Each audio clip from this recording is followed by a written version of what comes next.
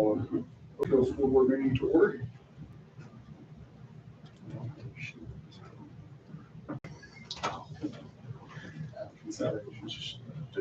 Considerations of the. Do you want to use my copy? It's okay. Yep. I can get my. I just got some. Yep. All right. Considerations of the. We have a lot. Generally, we have a meeting earlier in the month. We did not do that. The last couple years, we've had hearings and different things for projects that we were doing, so it kind of worked out. So we do have some additions, mostly personnel, but a couple fundraisers on here and some new business that we added to the agenda, just to try to get this information out to parents. But for personnel, we have a resignation, Warren Bailey, junior high golf coach. Appointments, Kelly Rourke, substitute teacher.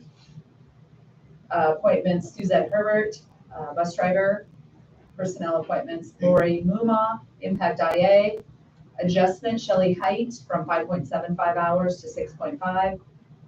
Panda Express fundraiser for Sweetser Elementary. Donors Choose fundraiser for Converse Elementary. And World's Finest Chocolate fundraiser for Sweetser Elementary. New addition to the agenda under new business will be the setting of the graduation date for May 31st, 2026 at 3 p.m. Deletions, we took off 2 personnel items. Carrie Hiley was going to be approved as a long-term substitute. We no longer need that. Our teacher was released early. He was going to be held for 30 days. They released him early and he actually got to start today. So he'll be on the approvals. And then another IA that was approved last month, they were going to move her from 5.75 to 6.5, but that did not work out. So she will remain at the 5.75 hours. And those are the additions and deletions for the agenda. Move to approve the addition of the. Second. All those in favor, raise your hand. 6 up. Now move on to the pledge of allegiance. I'll stand. It's a pledge. I pledge allegiance to the flag of the United States of America and to the republic for which it stands, one nation, under God, indivisible, with liberty and justice for all. All right, we do not have any celebrations this month, but our Students of the Month start back next month. So we will start with Converse next month, September, Students of the Month. That will be here to we'll celebrate them. And then if there's any other celebrations that the board would like to share at that time, we can do that. Anything tonight that came about that you would like to share for celebrations? Catherine Ritchie passed away. I don't know if you'd seen that. She was the first female that was elected president of the school board here. And she passed away last week. I was like to recognize her.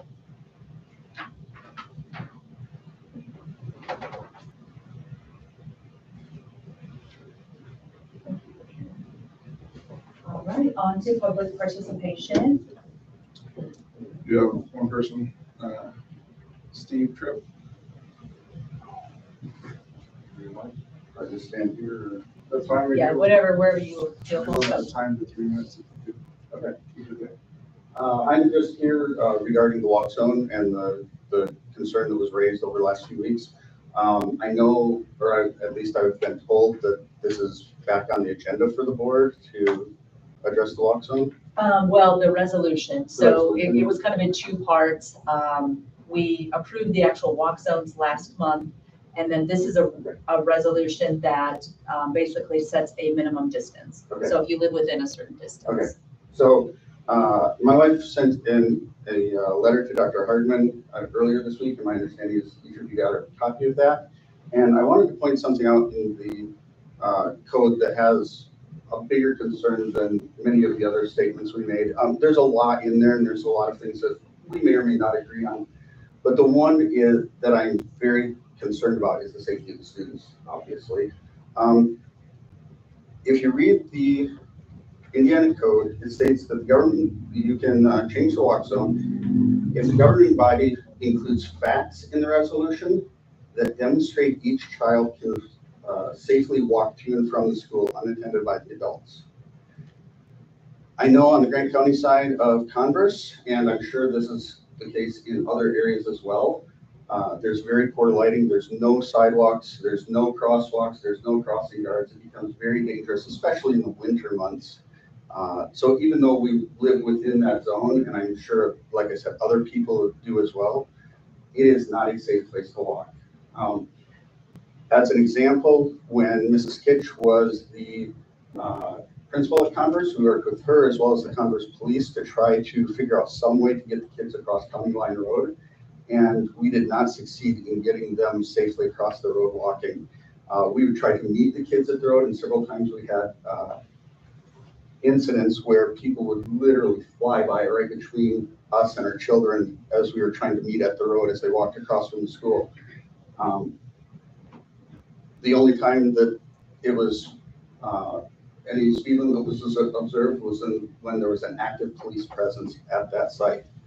And so that is a large concern for several of us that live on the Grant County side.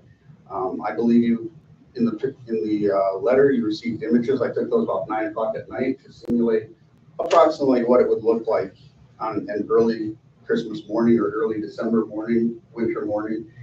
There's very poor lighting along that street, along with even if you get into the grass, it is a very steep incline. It's not safe for walking, along with the no sidewalks. And then when you get to County Line Road, my biggest fear is that somebody's going to get hit. And it doesn't matter whose kid it is. Obviously, you don't want that. So I would encourage you, as you look at that resolution,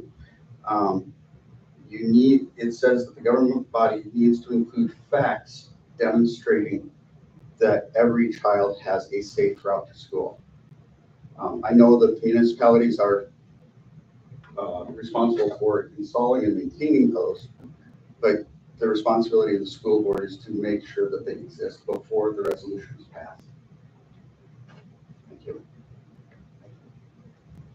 Appreciate your time and your comments and coming to the board meeting tonight to share those with us. Any other comments or questions from the board? Tori, I know you're on the redevelopment commission.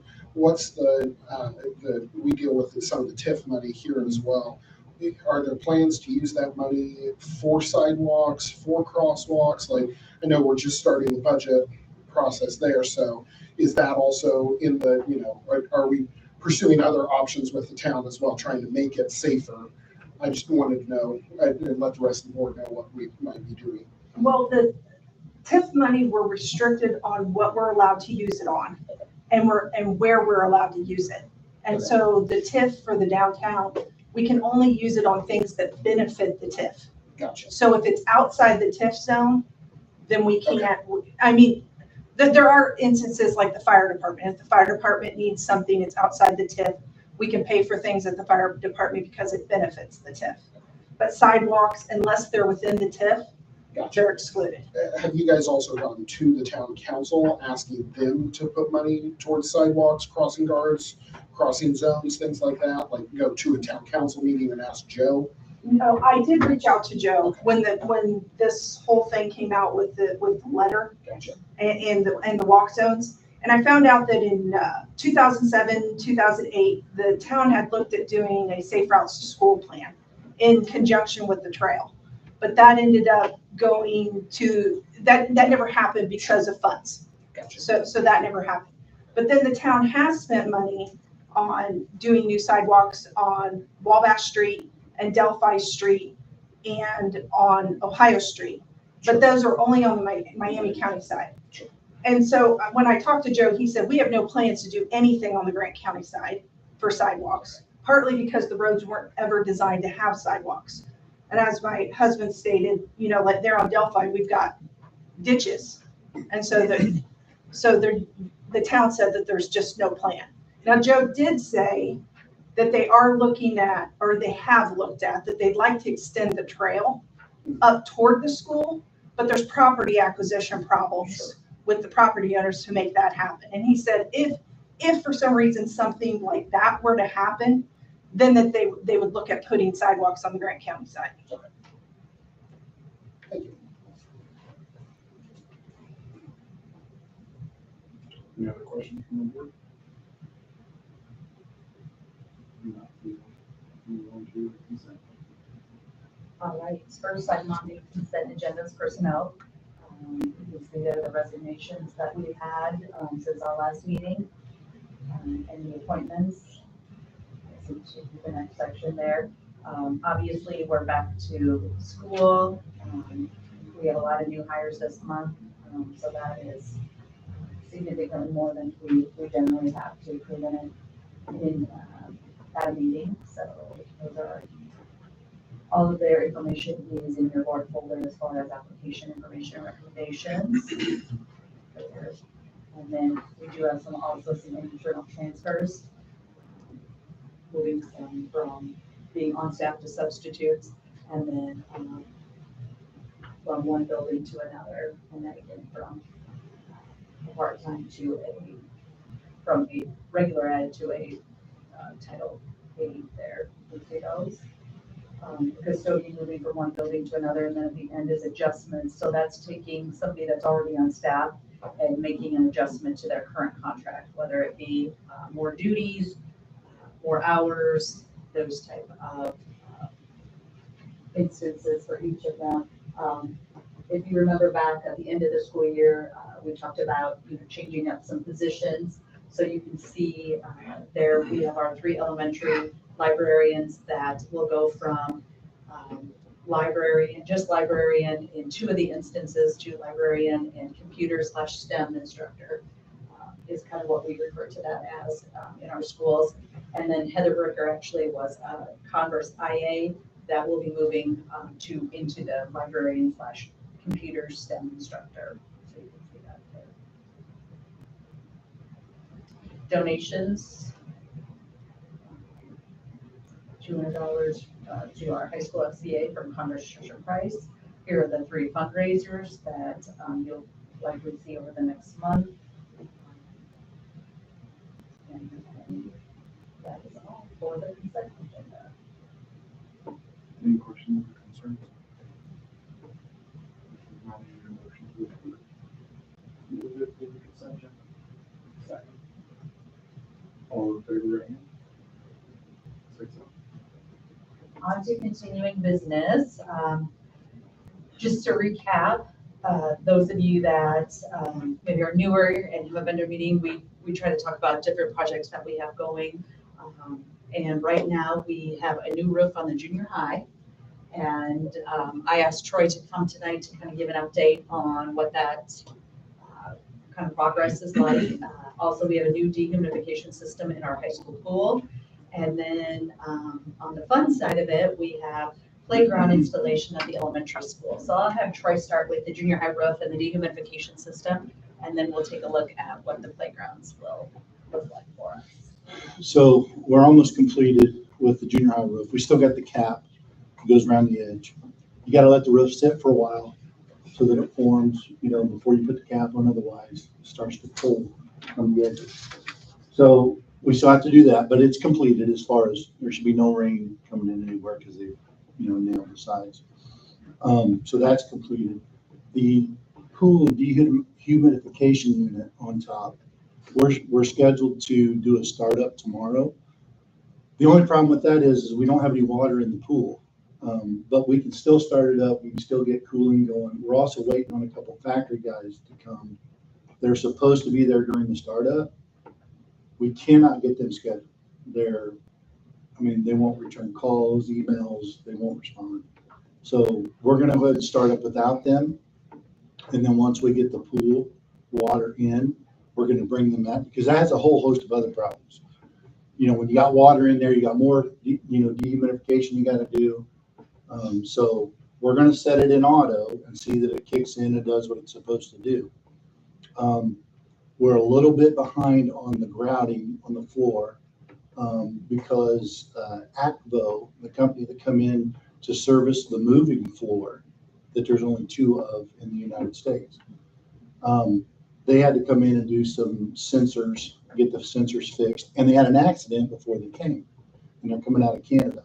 So that put them 30 days behind, which put everybody, we had to empty the pool for them, so we had to wait So, they're finally done. Now we started the grouting process and hopefully within, I'd say another week, week and a half, we should be done with that.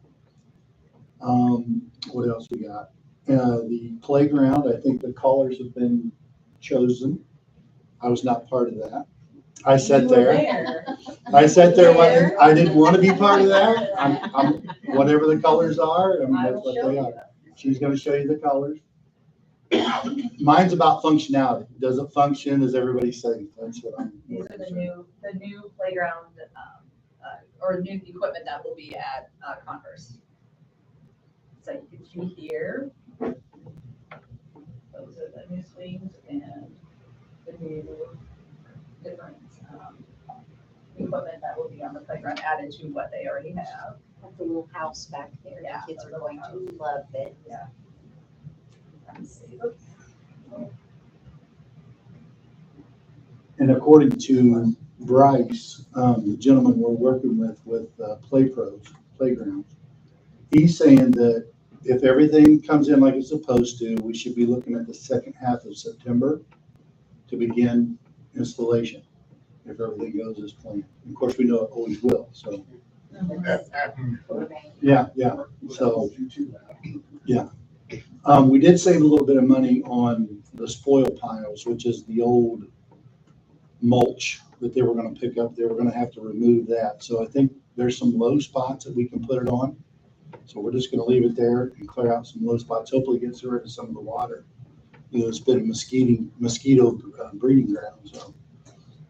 So I think, you know, we're pretty well caught up. If I'm missing anything, am I missing anything, Sharon?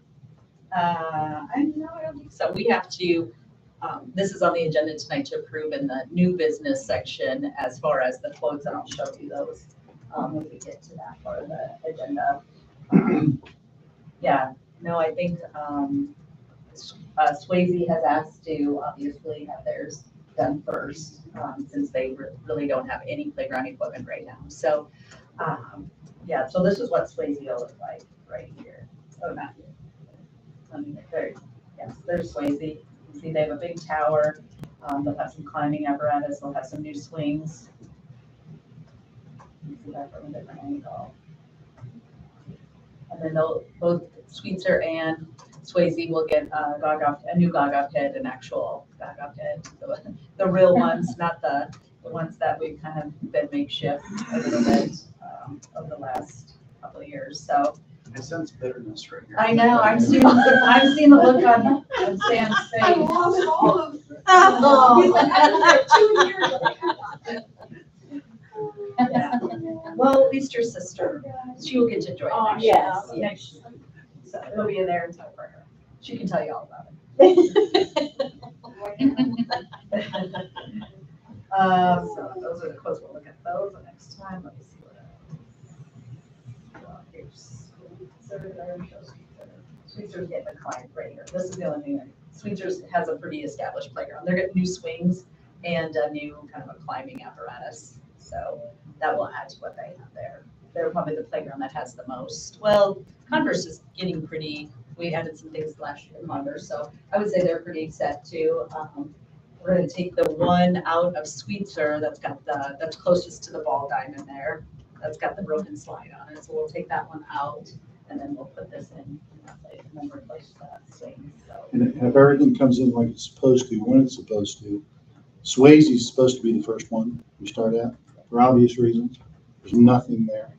So we're taking pity on them. We're gonna start there first, give their kids something to play on.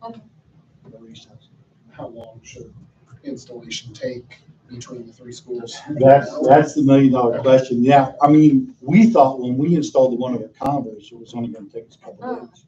But we weren't pros at doing it, so. And you started on Pops Week of the Year. We did, Yeah. we did. So we probably spent more on water than we did the actual installation, but just keeping hydrated. And keeping everybody calm and, you know, drive sessions down and all that good stuff.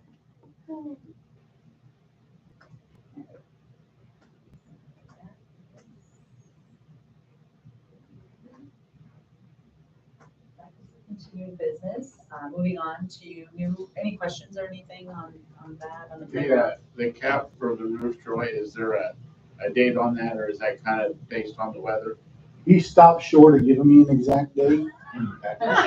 Well, last time we met with our project manager, he said it would be 3 weeks before it would be in, right? Right. So That's about. normally when it comes in, then they set up a tentative date, Okay. you know, We'd like- pending rain and all that, because roofers don't work in the rain, so. You know, Uh, that's what I was wondering. We get a big Yeah. storm, you know, and then that'll push it back. We'll probably have another board meeting and be talking about this at the Yeah. next one. Is the captain yet? Well, we've got a date. Okay. On to new business now, review the SRO MOU with Grant County Sheriff's Department. So we have, we work with the Grant County Sheriff's Department to contract for our school resource officer. I have applied for the safety grant that helps support that position. I have not heard yet if we've received it. Last year, we received it, but it was significantly less than, I had applied for $50,000 and we got 40, which doesn't cover the entire cost of the SRO, but it helps out tremendously, obviously. So we contract with the Sheriff's Department for 180 days of use of the SRO in the position. And what's nice is we've now had the same SRO for 3 years. So next year again, we'll have the same one. Corey Ward is our SRO. So I am waiting to 1 year to make sure we receive the grant. And then I'm also waiting to hear back from the Sheriff's Department as they are in negotiations right now, looking at benefits and pay for their officers. So the highlighted areas, this is just a review tonight, not a approval of anything, just because the highlighted areas will still need to be areas that, or things that when I get the final information from the Sheriff's Department, that those are worked through. So the agreement will remain the same as last year, with the exception of what was highlighted, which is not much. As you can see, the cost is probably the main thing. And then I know down at the bottom that there will need to be some updating with the terms of the contract, how long it is. Obviously, we switched that to the new school year. And then I believe there's some change in our commissioners. So that would be something down there at the bottom that needs to be possibly review on their end too. So once I get the financial side of it, I'll update our end, I'll send it to them for review, they'll sign, and then hopefully by next month, we will be able to approve it. So hopefully all works out. We will get, I applied for $50,000 again, and as you can see last year, it cost us $56,727. So it cost us about $16,000 outside of the grant that we received. Next on the agenda is to review the Grant County Special Education Cooperative Governing Board Agreement. So recently, our governing board attorney resigned. We took on a new attorney, or we interviewed, and now we have a new attorney with the Grant County Special Education Co-op. And that attorney, or that firm, is Church, Hiddle, and Antrim. And they asked to review our agreement. While they were doing that, they found some areas that of language they felt like could be cleaned up a little bit. And then we also asked them something that our cooperative does that not very many cooperatives in the state do, is we funnel in out of the 611 and 619 special education grant money. That money is then, they submit their claims to us. That is something that in our business department, they have to all put together, and then they are able to then submit it to the state for reimbursement. Well, when you combine 5 schools' claims together, sometimes it becomes difficult when you're looking at if there's an amendment, if there's, different reports that need to be completed. So we asked our attorney when they were reviewing this, if we can make that change. If we could change and make it so that every school in the special ed co-op did their own 611 and 619 grant, which is the grant money that supports our special education programming here. So that is legal. It just has to be outlined, and it has to be something that is basically outlined in our agreement. So this agreement, again, we're just reviewing this tonight with the different changes that the school attorney is, or the co-op attorney, not school attorney, the co-op attorney is recommending. One of those in here is we will be, right here, each participating corporation will fully manage its own 611 and 619 grants, include but not limited to applications, modifications, reimbursements, and reporting. So Chris has been working with the state to get that set up on that side of it. So each one of our 5 schools can apply for the 611 and 619 and then do our own reimbursement claims and reporting moving forward. So it'll start with this next grant year. Yeah, fiscal year 26. Everything up to that, she will finish out, or our business department here will finish out until those other grants are complete. But moving forward, this is what we are wanting to do that. It'll free up a lot of time for our CFO and our business department. Heather and Chris do a lot of work to get these reimbursements out, and then schools reimburse each month. So I think that'll be helpful in that. But other than that, like I said, much of the others, the only real change is that. Much of the other changes you'll see here are language.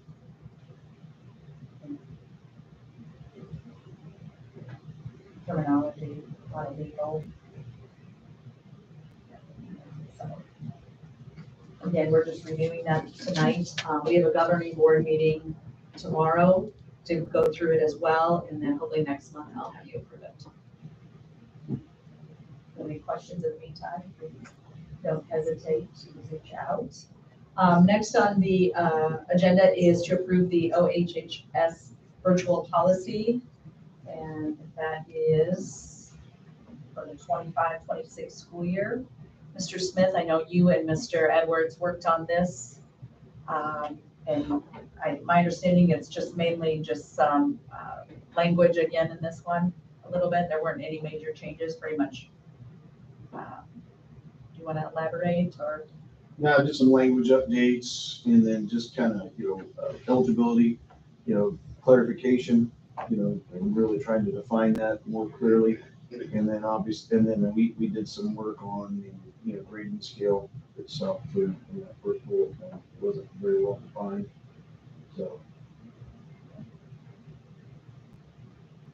When you say eligibility, do you want to kind of expand? We don't allow just anybody. No. Because we don't have a traditional virtual platform like some schools do. We don't have an actual school that specializes in virtual instruction. So do you want to kind of talk a little bit about that? Side A of the record of that is the positive side. It has to do typically with, medical circumstance or family circumstance, some sort of abnormal situation that a student may be facing that would lend to them being, in a virtual setting. We actually had that. If you had a physician's order for a student to do that, that's where, they kind of fall into that, opportunity based on, what was recommended professionally, medically, but then the other side can be discipline as well. So that's kind of where, that virtual piece comes into, where it's assigned from the school based on, the behavior and conduct of a student. So that's kind of how we manage the virtual program. It's kind of very, very binary on, the ends of how you get there from one end to the other. Any questions?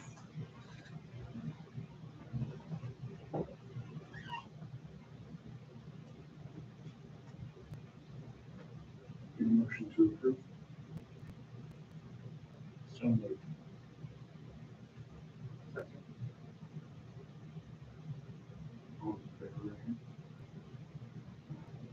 6-0.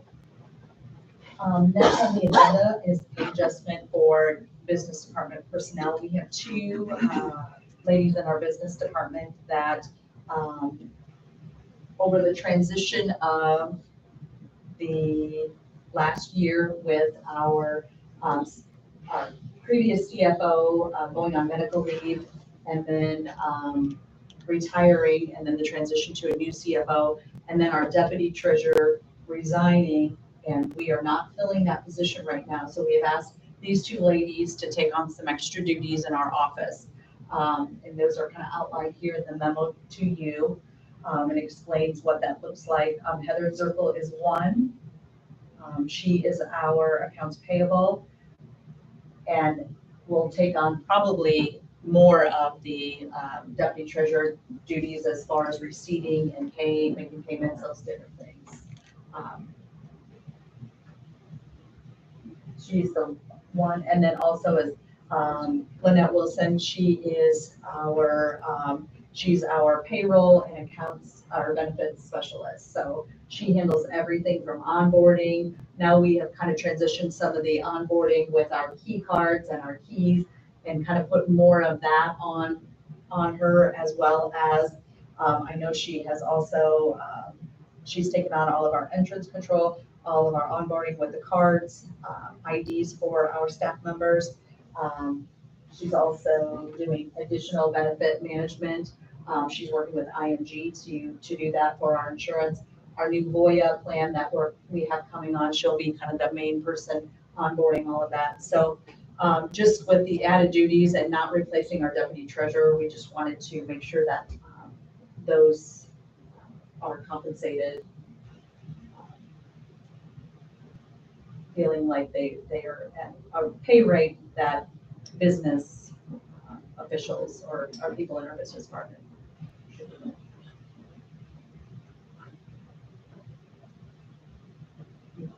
With that?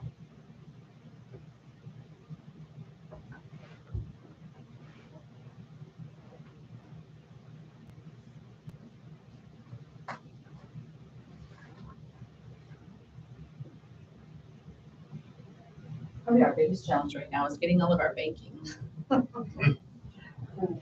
figured out and transferred over. That's probably been our, and getting it a lot electronically and digitally available.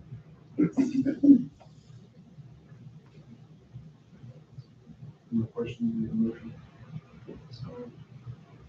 Second. All those in favor? 6-0. All right, next on the agenda is to approve the playground quote from Play Pros. Total right now is $451,910, which is crazy to me how much playground equipment costs. I shared that when we first received the quote from Play Pros, after our principals met with them, it was almost $1 million for playground equipment. We scaled that back to basically try to make it to where our playgrounds are still very interactive and fun for our kids, but also reasonable, because we have a lot of other needs for our buildings, and wanted to make sure that those were taken care of as well. And we are using the GEO bond that we took out in 2024 to pay for this. So this is what we will be using. But here is the breakdown of Converse. You can see for total for the playground equipment. Then wood fiber, that's very expensive as well. So basically the wood chips, they look like wood chips, like just your average wood chip that you could go and purchase at the store, but it is a little different. They do have to have special wood fiber for that, and they have to be at a certain depth.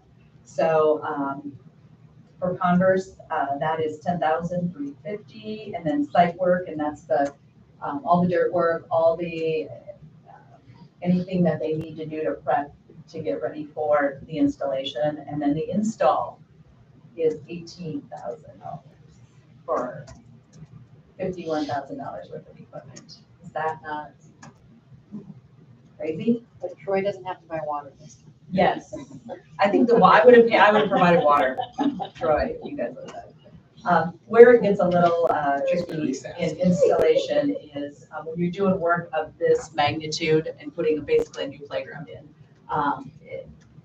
you have to have licensed and certified people to do that. So as capable I know as Troy and his crew is, we would risk, we would risk insurance, possibly not having some liability risk there if we didn't do it. So here's our summary.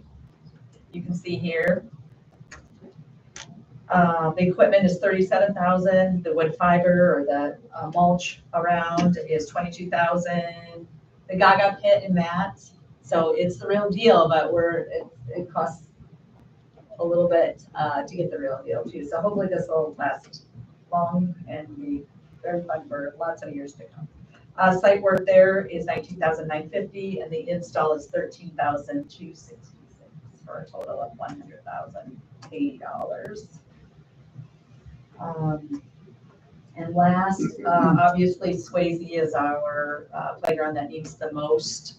So the equipment, they have the most pieces as well. So you can see there, we're looking at 166.10. I got that for them is the same. Surfacing, wood fiber, the mulch around, 16,180. Site work, 10,615, and the install on this one is $60,700. And if you want to do a percentage of that, I figured it out. How do I put it on me? They told us originally, what, 25 to 30 is typically what it is. For us, Sweetser's 34%, Swayze's 34.9, and Converse is 37.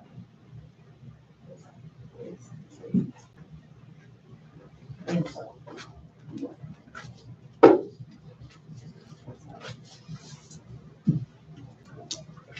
Any questions on that?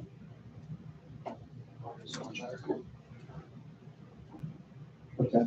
why do you think it's so much higher? They just, When we negotiated with them, at the end of the call, we're like, let's get this down to 20 to 25%. and it was like, no deal. Have fun, try to find somebody else, basically. Yeah, that's kind of a big. They didn't say that, but we Yeah. felt it through the phone. And we spent a lot of time slicing and dicing to get to what we had, and we really taking a lot of stuff out. We get And to a good number. our guys are, like, Yeah, we're not yeah. hauling, you'd be amazed at how much it costs to haul good dirt, like great dirt that lots of people would want, but how much it would cost for us to haul that and dispose of it somewhere, or have them do it. That was a big chunk. Troy was, as he looked through it and came up with ways to try to help do that, he's like, let's use it. Let's use it around our school, and let's use it around our, lots of people would come and get it, good black dirt. So that's what we're hoping to do, to spread it around in other areas of our elementary school.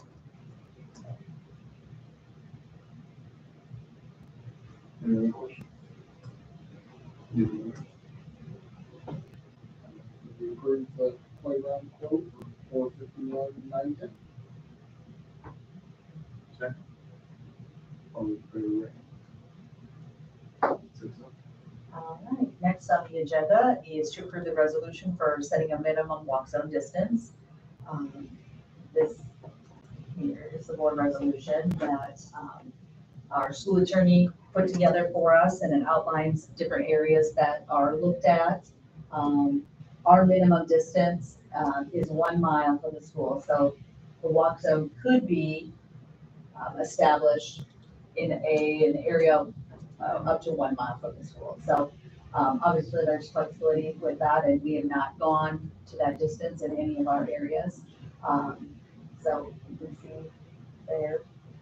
And so this resolution good up to that mile. Up to, We wouldn't have to. You can it do anything again. less than that if you wanted. The school has the flexibility and the choice to do whatever they want. This just needs to go along with, like was mentioned earlier, a resolution has to be stated as to kind of what are the different factors you look at when you put a walk zone in place. So these 1 hour. Bigger grant there to be set, because I always heard them say 10 miles uphill. And yeah, and production. 16, so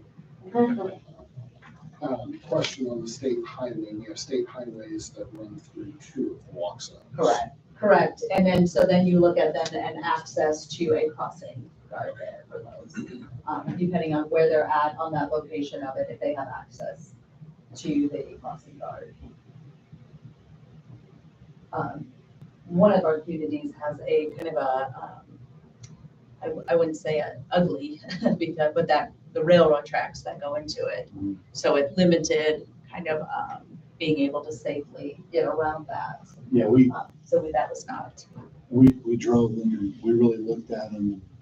It was hard fought. I mean, it was a team that was hard fought, had a lot of ideas. And some things we just had to completely take out, like crossing the railroad tracks. You know, especially when there was no arms going up and down. We didn't want the kids just going across because it was easier. Which they would. Which they would have. Yeah. They would have. And there's nowhere to go across. I guess my question, and Steve left, but I can give it the letter. To me, it's either always been safe, and it's just a matter of opinion whether it's safe or not. It's always been unsafe, and we've utilized that, or it was safe at one time and it's become unsafe. So to me is, what would make it safe? If right now the opinion is it's not safe, what would get it over that hump? Well, in my opinion, because I'm talking just the Grant County side of Converse, is we need sidewalks, like on Delphi Street. I mean, my kids walk and play on our street, but there's not any traffic. Delphi Street sees a lot of traffic. And then we've got to have a way to get the kids across County Line Road when school is in session and out, because that's when the traffic is terrible. And unfortunately, the parents are horrible drivers through that area. They speed to try to get to Converse. And there's just no safe way to get across during school time back and forth, especially if I let my kids go by themselves. So what I'm saying is if you talk about ditches, there's no way to make sidewalks? Well, I mean, there's always a way to make sidewalks. I guess the question would be, first of all, how far is the right of way on the streets? So, I mean, there would have to be some investigation as to how much does the town own. Second, you can put in sidewalks, but if you put in sidewalks, you've got to address the drainage behind the sidewalks. And then because right now, it's in ditches and flows different places, and then that would all have to be managed. So anything is possible. How much are you going to spend to do it? And is it possible? And is there land acquisition involved? Yeah, that's what I'm saying, is when I look at, if it's always been unsafe, and that's just going forward, what are the options? But if it's financially driven, or there's legal process, all that, like, that's a non-starter for residents and for school board. There's no way forward in that regard. And yet, school's gonna be at 8 a.m. tomorrow. So that's where I'm looking at, when you pass a resolution, look at that. Is there a way to make it safe? Or are we talking about something years in the making to make safe? Like, that doesn't work either. So that's what I'm looking at. If there's easy fixes, great, but if there's not, it's either always been this way or something has changed. And one thing our school attorney mentioned is sidewalks aren't a deciding factor. A lot of that has to do with traffic patterns and the amount of traffic in an area. And some of the things Troy did is sat in different areas and kind of watched. How much traffic goes through, how fast is that traffic, what does that speed limit look like? And I would say in their case, when we do kind of look at that, basically the biggest challenge, I would say, would be your crossing of the road, because they already walked to a bus stop without sidewalks.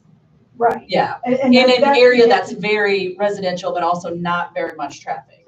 Well, until you get to Delphi Street, which is where our bus stop was. That's what I'm saying. So sidewalks aren't always the deciding factor, is kind of what she said. There's a lot of other things, and that's kind of what we said, looking at traffic patterns, looking at the residential area, how it's set up. So, yeah, so those are just some different things in it, like what you kind of mentioned. It has to do with probably each area, you know what I mean? So this resolution gives us the broad authority to do it. And then from there, Then we you look decide, each year, yes, how right. many kids do we have on buses? How many places? What is the area? What is that area like? Yeah, so that exactly, this basically allows us to set that up.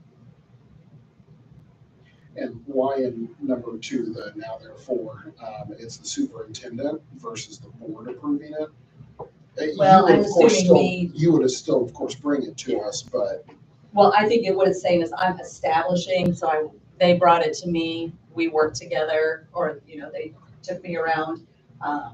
I basically, brought it to you then, so I think that's the establishment. And what brings it up is like bus numbers, the amount of drivers you have, the amount of buses you have going. sure. All those factor in, when people age out, they decide, sometimes it's quickly.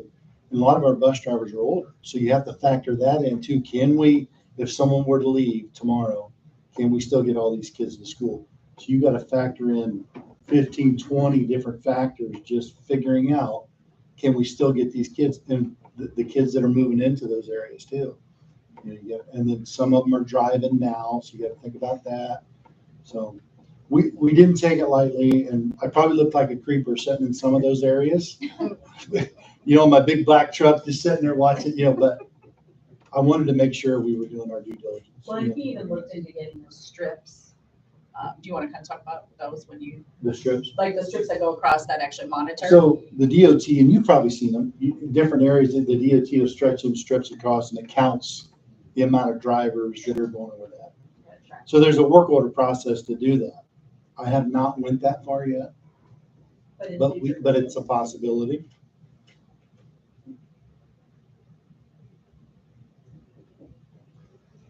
Any more questions? Not any motion.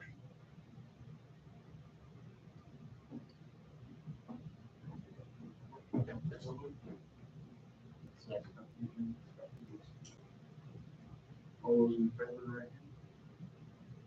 6-0. All right, last on the agenda is setting of graduation. Typically, in the last 2 years, we've done this in September. I think there was some extra urgency. I think parents were wanting to make sure because it does, how it falls this year with Memorial Day, and technically it will be May 31st. So you can see here, but we wanted to outline everything. We had a few hiccups, I will say, at the end of last year with graduation practice and, making sure kids are able to do that. And then knowing exactly, when graduation was. We had the graduation date set, but not practice. And so that got a little bit tricky for some who planned some vacations. So we're trying to get the word out there a little earlier so that everybody can attend. Or we can do the first Sunday. So it is the first Sunday after Memorial Day weekend. It's what we established, right? It's what was told to us, how they do it. Now, how much farther back you have to go to get to, the timeline you're talking about? I don't know, but in recent history, I'm told this is it. I've only been to one, so. Yeah, and so I think that was what the question was and why they wanted to make sure it was set. I think people are already looking into, we have a parent right here of a senior, they're already looking into, getting reception things set up. So I think there were a lot of questions around that because of kind of the same thing. I think it's always been a Sunday in June. So when we look at the calendar and look at where this one falls, it would be that last Sunday it'd be actually May 31st. Last year, or this last year, it was June 1st, and the year before that was June 2nd. So it's kind of drifted a little bit back. So. Didn't it used to be the Friday before? Yeah, Memorial Day? I was gonna say, it was. Yeah. Usually on The last day Friday. of school. Yeah. Seniors got out Wednesday, half day, What year was that? Or what year? 2007. Oh, okay.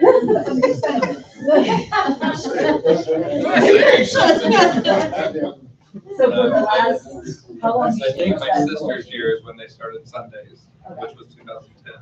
Oh, okay. So it's 15 years. We have about 16 years. Okay. So it's been a little bit.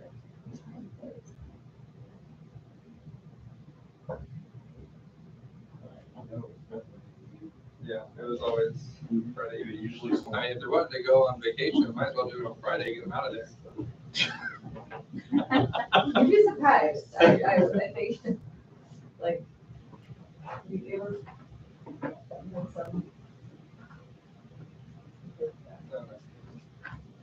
being on Sunday is really fun. I mean, unfortunately, it's just, everybody decides to do it on Sunday now. I know that is bad. The only one that didn't, I think, this last year was wasn't Eastbrook on it. They're always on Friday? Fridays. They're Yeah, Fridays, they're always on yeah. Friday. Yeah, but everybody else was almost that same day, just different times, like Yeah. 2:30, 3, Yeah. 3:30. It has been nice to be able to kind of limits how many people come in. Well, and it was packed. Yeah. I mean, packed. Yeah. Mr. Smith attended it for the first time, as obviously an incoming administrator, and he could probably attest to the amount of people. Were you surprised how full our gym was?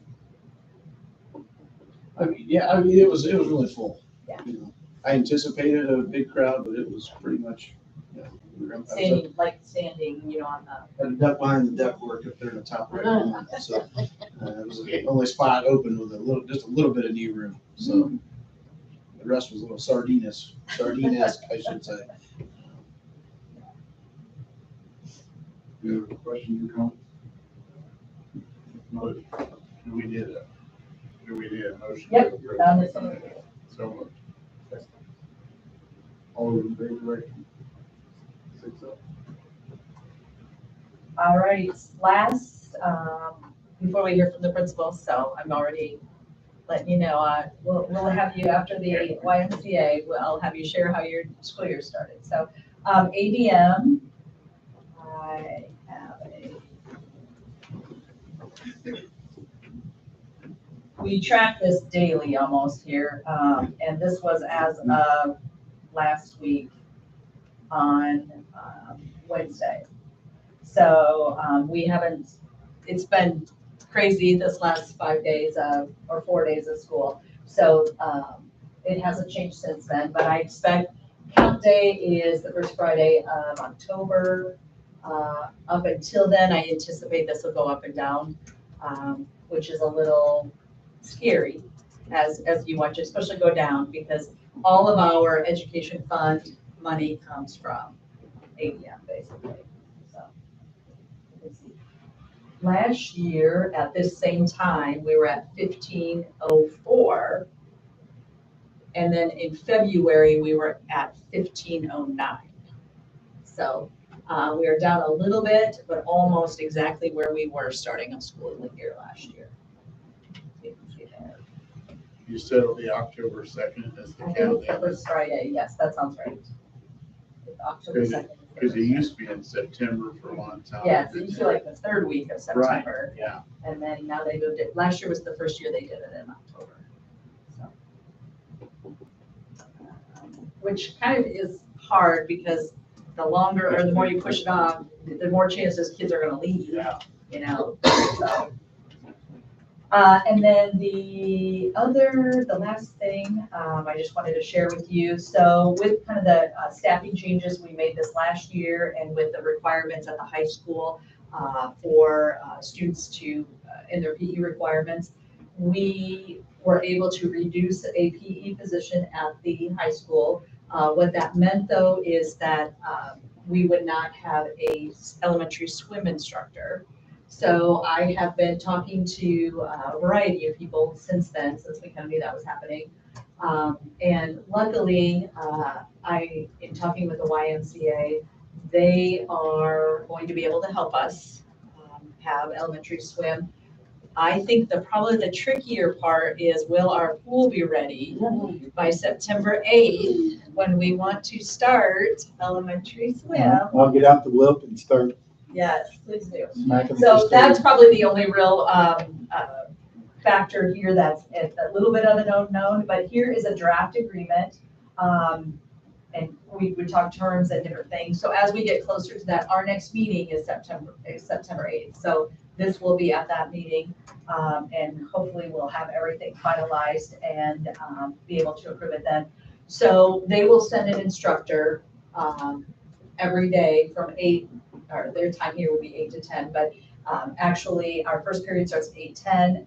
With our first class, we'll do 2 classes, grades kindergarten through 4th grade.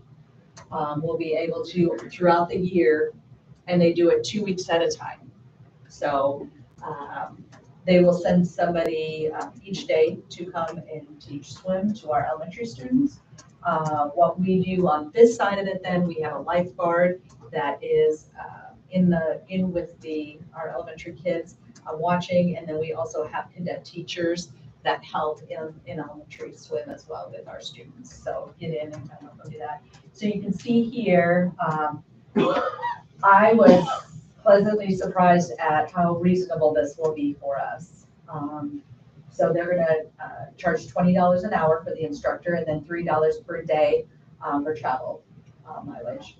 So roughly, when you put those two numbers together, it's about $7,000.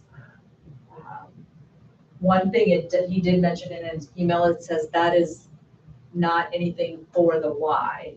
So I don't know if it's, he's wanting to have like another small fee for the Y and their organization of it and their, basically making sure that person's here. And when somebody's not here, then they have somebody else in place of it, kind of the facilitation side of it. Which he did not give me an amount on that, but that might be a little bit extra. I mean, I'm thinking $500 or something along those lines. That would go then straight to the Y for their part in facilitating this program for us. Any questions on that? No, I'm very happy that. That'll be an agreement that we'll approve. At the next, yep, we'll have it all finalized and the next. That'll let us see when for sure we'll be able to start. It'll give us a better idea of how many days they'll be here with us. Tentatively, we'll put the elementary, they have a tentative schedule right now for elementary swim that starts September 8th. But we'll know, that day for sure what that'll look like. But to me, this is like, I'm so thankful that we were able to work with them. And the new director there, he is amazing. His name's Adam Myers. Oh my gosh, he's so good. So I was so thankful, so helpful. He took a phone call from me on a day when he was on the way to a wedding. So yes, just very helpful. Yeah, he is. He seems very, I haven't met him yet, but talked to him and emailed with him quite often. So any questions on that? Elementary principals, any questions? I know I've been trying to kind of keep you in the loop as best as I know. So I know in the community when we riffed that position, and I think there was some concern that we would not offer elementary swim. So I try to keep reassuring people like we are actively searching. We are continually searching to make sure because we understand the importance of that program and helping our children become better swimmers and how important that is. So thankful we were able to do that. All right, any questions or anything on? Otherwise, I'll start with Mrs. Liddick. Mrs. Liddick is our PK through 2 principal. How has your school year started? Well, I hate to even say it out loud because it's been so smooth. It's been great. It's felt pretty seamless on our end. Today, we had more tears than we had last week altogether. But they're realizing that their parents are making them do it all over again and that they have to come back. So we had more tears today than we did last week. But Mondays are hard, so it's fine. Everybody was good within about 5 minutes of walking in the building. Everything's off to a great start. We had a bird in the library on the first day. A sparrow joined us and freaked Heather Bricker out, bless her heart. I just started hearing her yelling, "Terry!" But he got it. It was all good. So that was, I think, the biggest excitement of the start. It's been a good start. All right, Mrs. Switzer is our Sweetser principal, and that's our 3-4 building. Same thing. It's been an awesome start. This is our 3rd year where on the first day we start our school day with behavior stations, like around 8:45, so the teachers can introduce themselves, their rules, and who they are. And then we have a rotation schedule where we have 2 classes come. I have a bus driver come over, and then 2 classes get on the bus, and I go over Dr. Hardman's bus expectations with all the kids. And then the bus driver was Ryan Creech. And then once I do my part of what the school expects as far as You stay in your seat, you don't crawl over and under the seat, you keep your voice down, you keep your legs out of the aisle. I go over all the things. Then she goes over safety and evacuation and like how the windows open, and typically kids never get to do that for real. And so she lets them pull the red bar down and open the windows to see how easy it is. We practice a bus evacuation drill, and then while 2 classes are with me, there's 2 classes in the cafeteria, and my cafeteria staff is awesome. And they go over the rules and procedures for like how you get a tray, what do you do if you pack, which direction in the cafeteria you go so you don't run into each other. And then we have a rotation station out at the playground. And their supervision out there, because kids are new to Sweetser, or my 4th grade supervision might have a little bit different rules than my 3rd grade supervision. So they take them out there and they explain the rules. So we do that all in the first day. And this was our 3rd year. So I was kind of like, after the first week, I was just like, things are just, it's just business as usual, like right from the beginning. And I was like, this is great. So it's been good. Mrs. Collins had a family situation she needed to deal with. So she just said that she wanted to let you know that it's just going great. The kids have come back with great attitudes and have adapted nicely to moving between classes. We've got some really great kids this year. So that's our 5-6 building in Swayze. Mr. Meads. Well, knock on wood, since everything's going great and all the buildings, plus the junior high, I'm gonna knock on wood here. Said all heck's gonna break loose tomorrow now. No. But the junior high has been like, it seems like instead of the first week of school, we're like in the, in the middle of September right now. 5th graders coming in, or 5th graders, 6th graders coming into 7th grade. They transitioned well into the 7th grade hallway.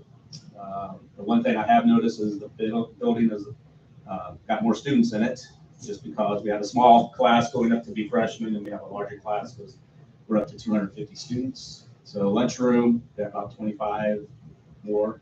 So it's a little louder, but so far everything's been going pretty well. Math diagnostics, we've been doing those, pretty much finished up. A few students still doing those.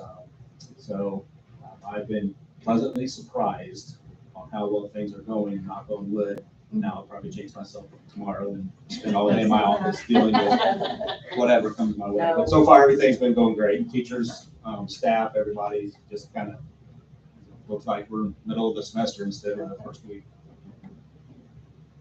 Mr. Smith, Mr. Brad Smith is our new high school principal this year. I know you met him when he was approved, but this is his first official meeting. So Mr. Smith, how is it going at our high school this year? Well, it really started off with our open house. We had a big turnout. Mr. Pickering, I think you were there for that. And it started at 5:30. They were lined up deep, and then that volume stayed up really all the way through 7 o'clock. So that, to me, that was a great segue into the year. That night, I saw a lot of energy and excitement, not just underclassmen. Oftentimes, those things lend to younger kids in your building, but we had a lot of upperclassmen in there as well. And so it just couldn't be much better start for our students and staff to kick the year off. So I'm predicting a real strong year academically and athletically this year in the school. So we can be happy from where we start and where we finish come May.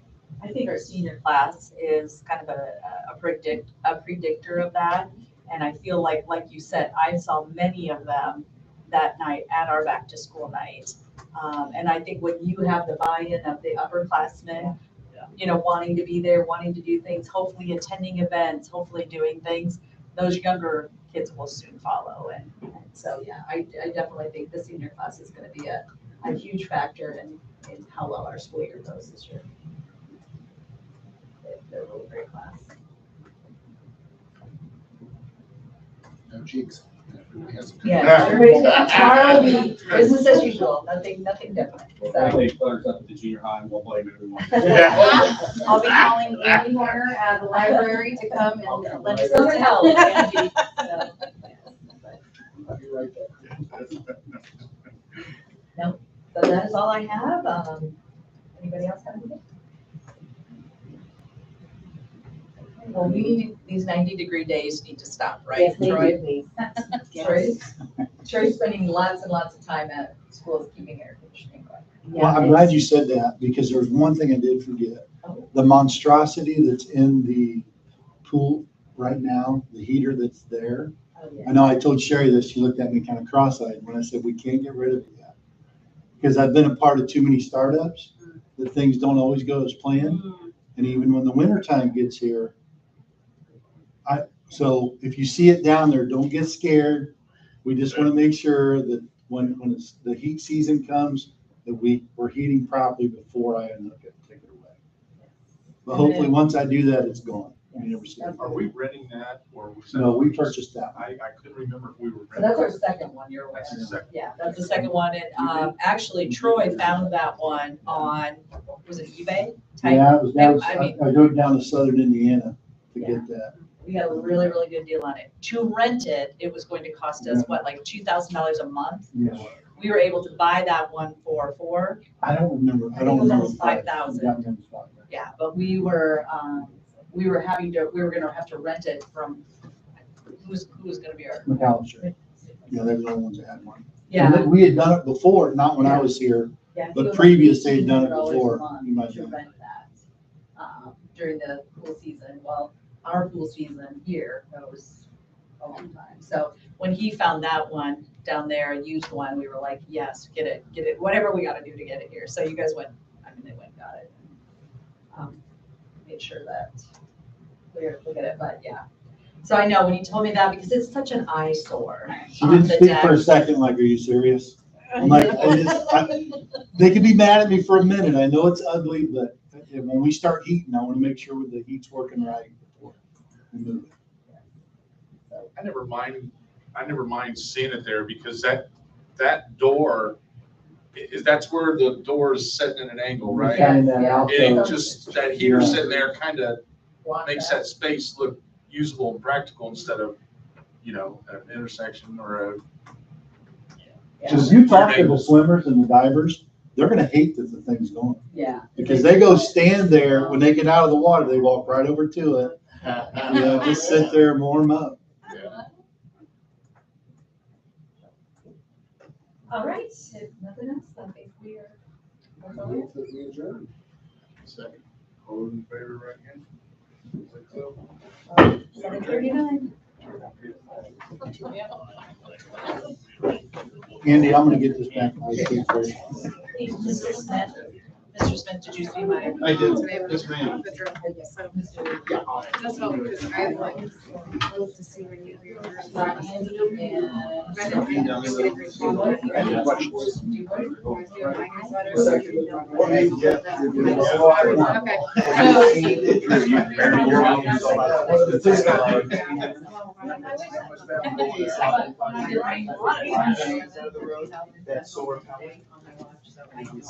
I haven't been out, you're talking like East Ontario. You're on south of one Yeah. that you first. Sure. I'm getting out of here. Yeah, you gotta do it. Maybe I'll catch up to I'm you. actually going to log in. It will. You know me.